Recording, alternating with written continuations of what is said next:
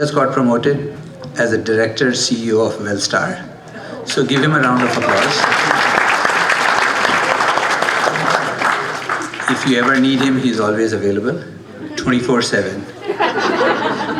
Just make sure that Mariam is aware of it. Not like Zari. Thank you, Amir, for what you do for the community. May Allah bless you, keep you healthy and happy. Thank you, everyone. Thank you, Inam bhai. By the way, if you ever have a need for any of Inam's gallery, you're more than welcome to come to my house and to my office. Thank you, Mr. Asfar Haq, Mr. Aziz Danani, and congratulations, Dr. Rahman. And that round of applause was definitely warranted, not only for the recipient of the award, but also Glitter of Hope. For all the friends that may not have had a chance to see what phenomenal work this organization does, I urge you to check them out online and become a part of it. I promise you that as you look into Glitter of Hope, you will not be able to resist from becoming a fan and a supporter and possibly a volunteer. And then maybe next time you can be on call 24/7 for the organization. Now I'd like to call upon this gentleman that Inam Bhai calls him his Chota Bhai. And for him, I would like to translate, so he knows that he is Inam Bhai's younger brother. I am talking about the author of multiple books, primarily English poetry. He has been nominated twice for the Pulitzer Award. He's a publisher of the magazine called The Blue Mountain and hosts a show on NPR called Dante's Old South. He currently teaches English language course at UCLA and has traveled all the way to be here with us tonight.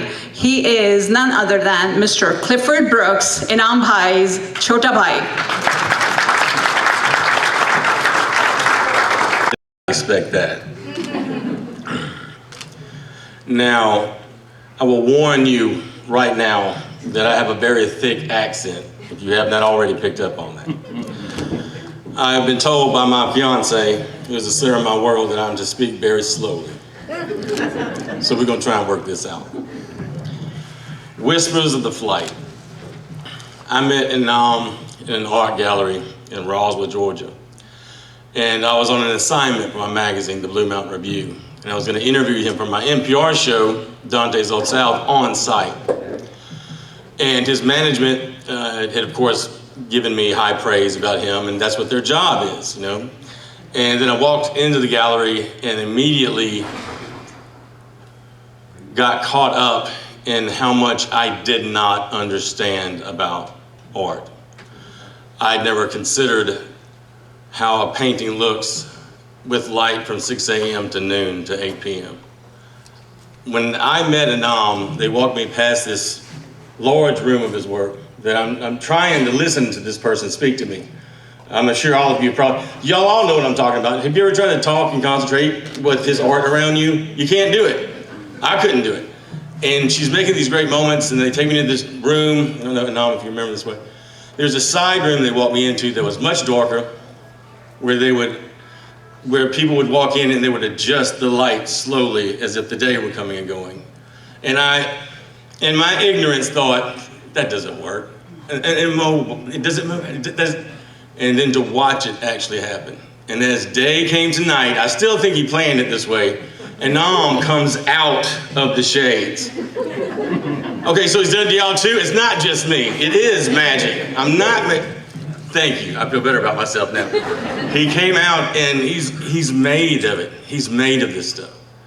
When he reached out to me and with what sounded like concern with moving this book, I said, Inam, I got one page of it.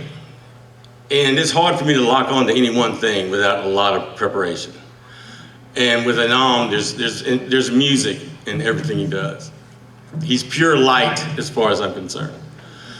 When I had him in the magazine, he is, to this day, one of the most well-read, most read within any issue, and we've been going on for a decade. On the NPR show, he has been requested back 4 times. 4 times.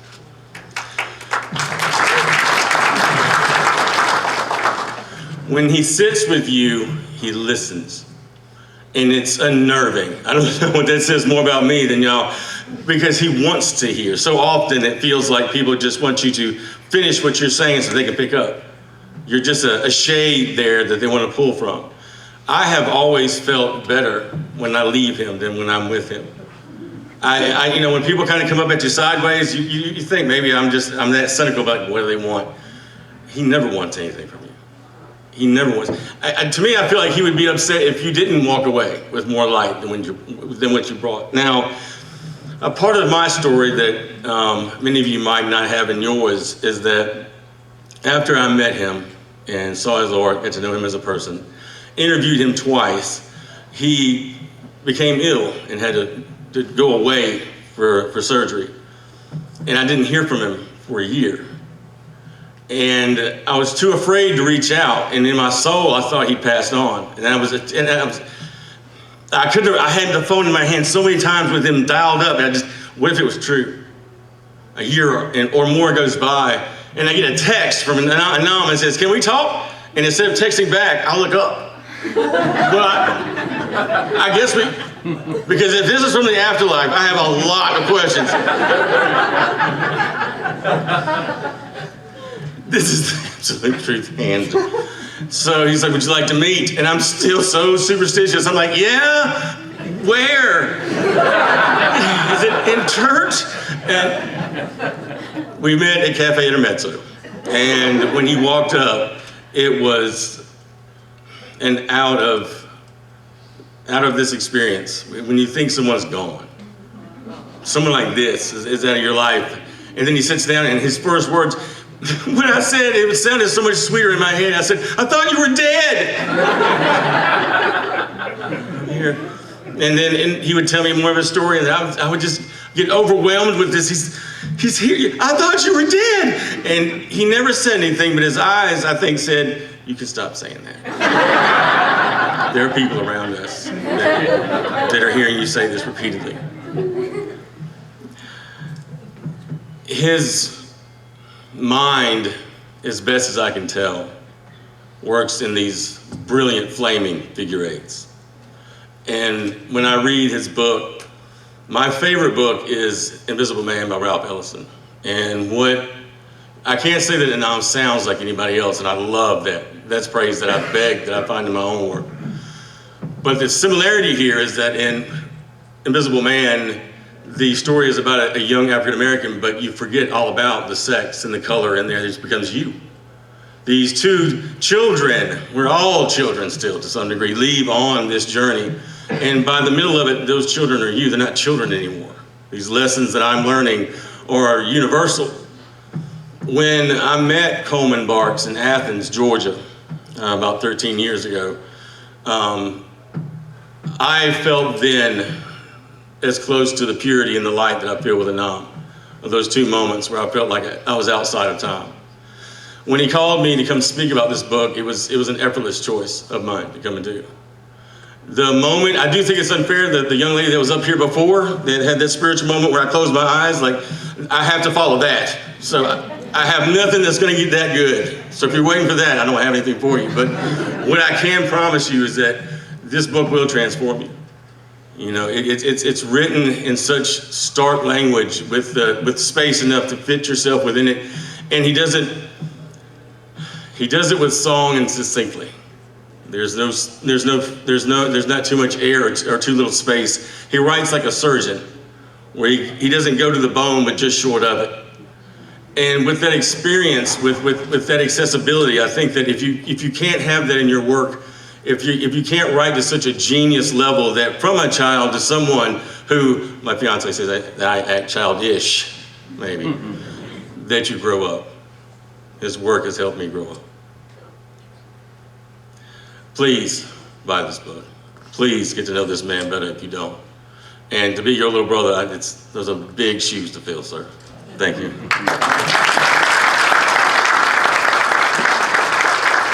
Clifford. And that accent is actually pretty cute. You sound good. I can completely agree. I do completely agree. And I know a lot of people, I want to say almost everyone can agree with the fact that Inam Bhai is somebody that actually gives more in every interaction you have with him. He is there to listen to you because he wants you to take more than he ever would take from you. So I completely can second that.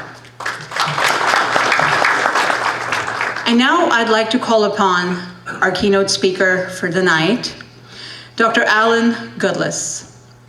Dr. Alan Abd al-Haq Goodless is an associate professor of religion at the University of Georgia, where he directs the Islamic Studies undergraduate MA and PhD programs. He obtained his BS in ecological psychology from the University of California, Davis, and pursued language studies in Iran, Egypt, and Turkey, and in 1991 obtained his PhD from the University of California, Berkeley in Islamic Studies, specializing in Sufi literature under the guidance of Professor Hamid Algar. Dr. Goodless was nominated for a Webby Award in 2002 for his Islam and Islamic Studies website, and was thus included in the 500 most influential Muslims in the world. Recent articles and major presentations of his deal with the earliest treatise on spiritual ecstasy in Sufism, the role of Persian Sufi poetry.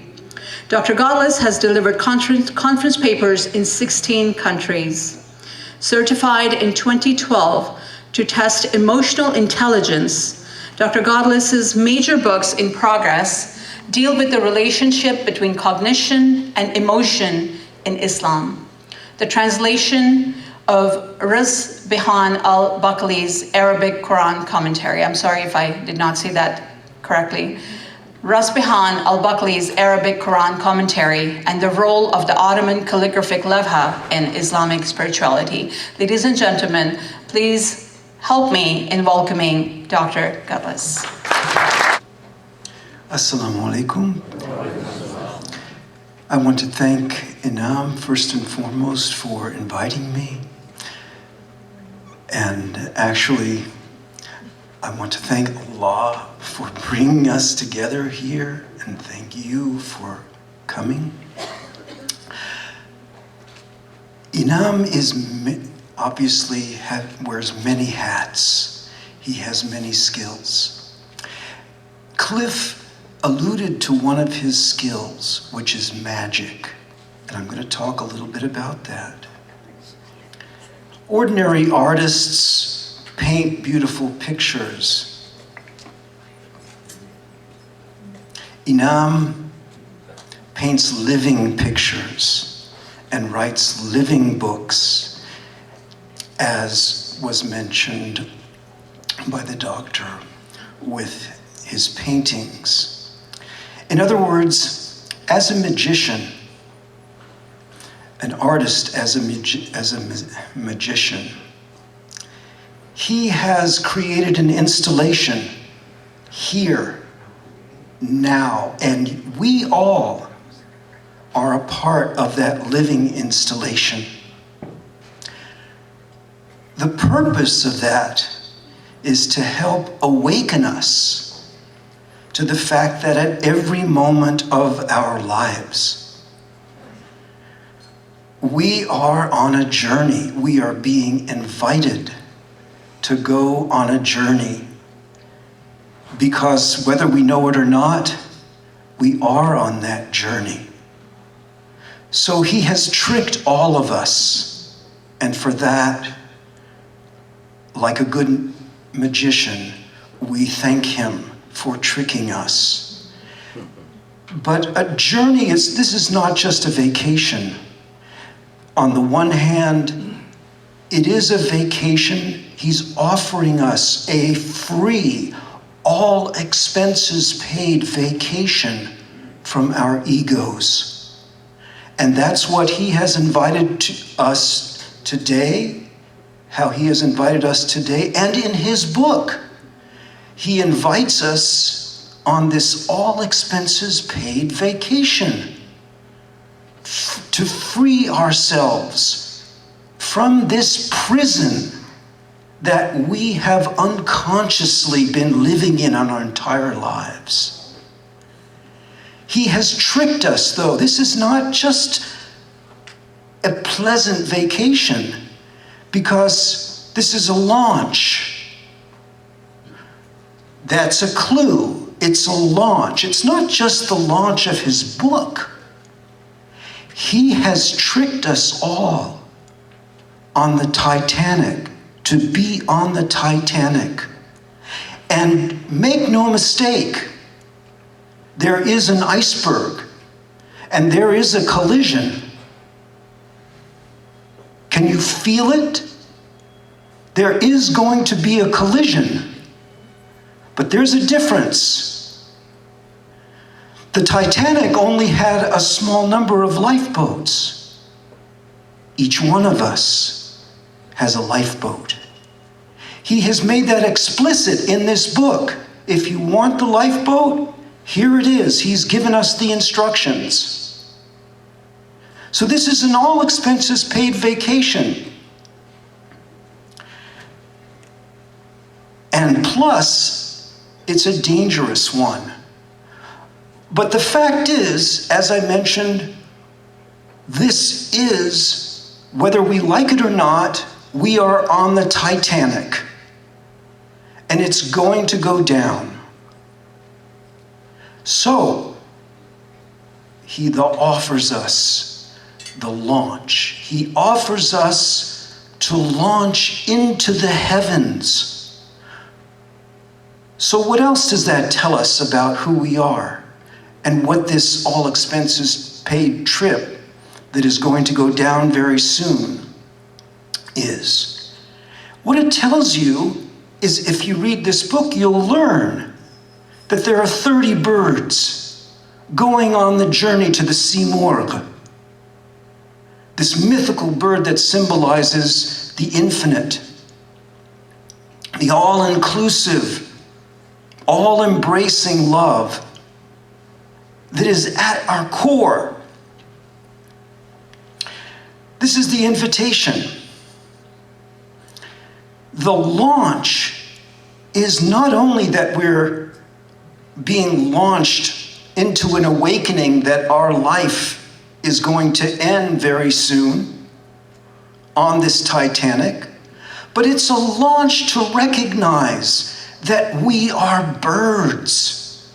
Each of us is a bird on this journey. And like birds, we have wings. Outwardly, we seem like we're just passengers on this Titanic, about to go down. But also, we have these wings. Now, we can make lots of excuses. I didn't know I had wings. Do you know you have wings? Do you know you have wings? That's one of the excuses. Oh, I didn't realize I have wings. He's telling us we have wings. The wings of facing each moment in which we're alive. The wings of facing whatever we are feeling, whatever we are thinking. The wings of facing whatever we are seeing. The wings of facing all of our excuses. I'm angry. I don't understand. I feel bad that I've wasted my entire life and now the Titanic is going down. I feel bad that I don't know how to fly. Or I feel bad that my parents or my friends may have spoken about this journey, but I didn't do it. I was too busy with other things in my life. Fortunately, he has not only given us this book, he has now launched us. He's told us, you are on this journey. Your boat is going down. You can fly. And whenever you find yourself like the first 2/3 of the book, which goes into detail on each of the excuses the birds make, why they can't go on this journey. We can read that book and we can recognize if you don't understand that right now, at each moment, we are receiving the invitation to what the Sufis call the discovery of the hidden treasure. The kuntu kanzan makhfiyan, where Allah says, I was a hidden treasure and I loved to be known. So I'm creating creation in order to be known. This is not just a mental knowing. This is what Attar calls ma'rifat, what Inam translates as understanding, the experience. God creates us right now in order to discover this hidden treasure, in order to fly. In order to fly when we don't even know how to fly. To then respond. How do you fly when you don't know how to fly? You respond to your confusion, to your helplessness, with the intention to love. With the intention to face whatever excuse comes up in this moment. He's given you a musical instrument. And to survive this sinking Titanic, he's asked you to play. He's given you a brush when you don't know how to paint. And he says, paint. How do you do that? How do you paint? How do you play music? How do you fly? When you don't know how to paint, you don't know how to play music, and you don't know how to fly. You face your poverty, your faqr. You face your, what he translates faqr as deprivation. You face your deprivation. You're not having a solution with the crazy notion of responding to it with love. Taste that. Taste your confusion. When you say right now, when you see the Titanic going down, when you hear this crazy person, and again, when you hear Majnoon, when you hear Inam, the Majnoon, saying, your life is going down, sinking. There are not enough lifeboats unless you launch yourself. And he's told you, you are now launched. You are in your lifeboat. Row. How do you row? How do you fly? You meet your helplessness, your deprivation, by letting go of your ego, letting go of your usual defenses. I'm afraid, I'm angry, I'm upset at God for ending my life. You meet these excuses with zawq, with love, with ardor, with shauq, with the madness that right now, although outwardly it seems like we're going down, under the surgeon's knife, the surgeon of death, and we meet this with alhamdulillah, we meet this with love. So, this is what his book is about. The first 2/3 about the excuses, the last third about the wadis of love, the valleys of love, these dry riverbed, which is what a wadi is.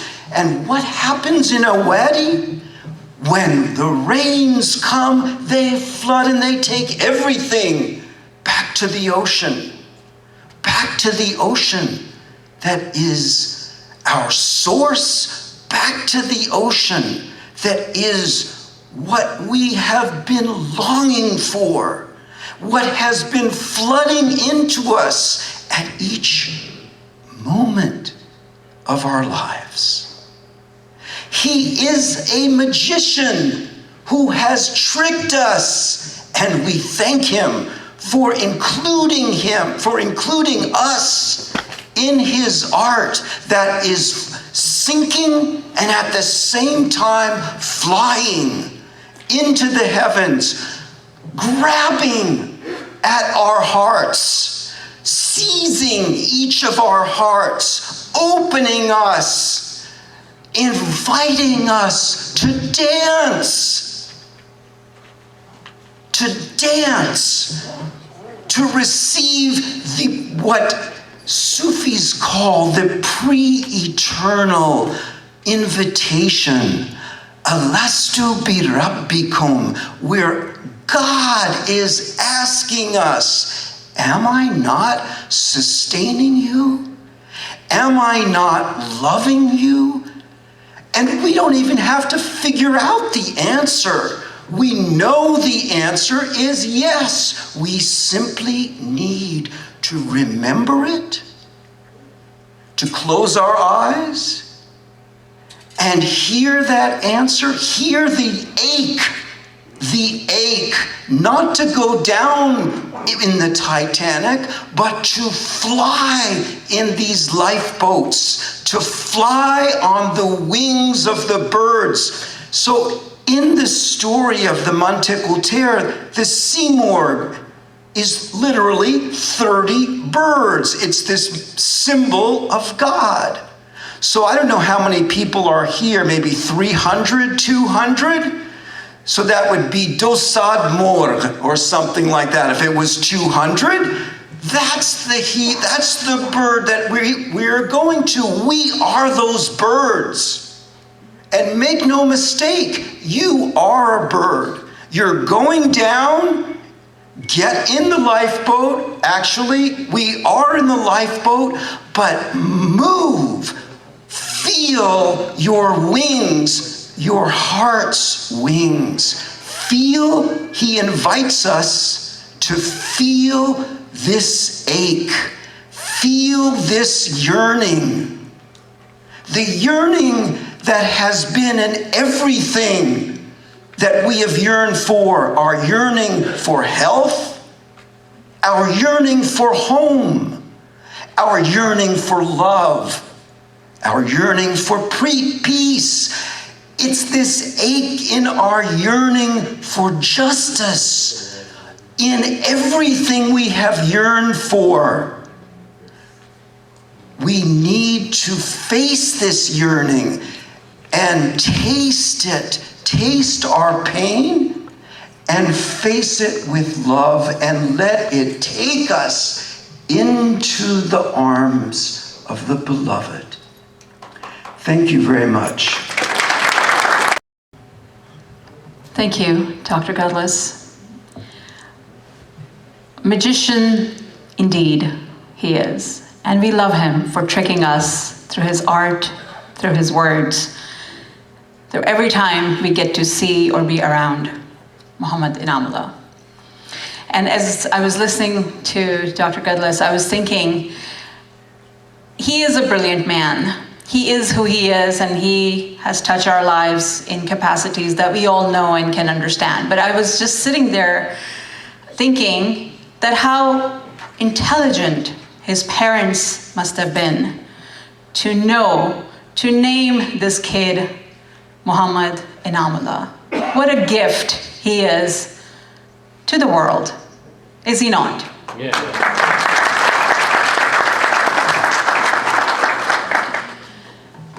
And now it's time to hear from the magician himself.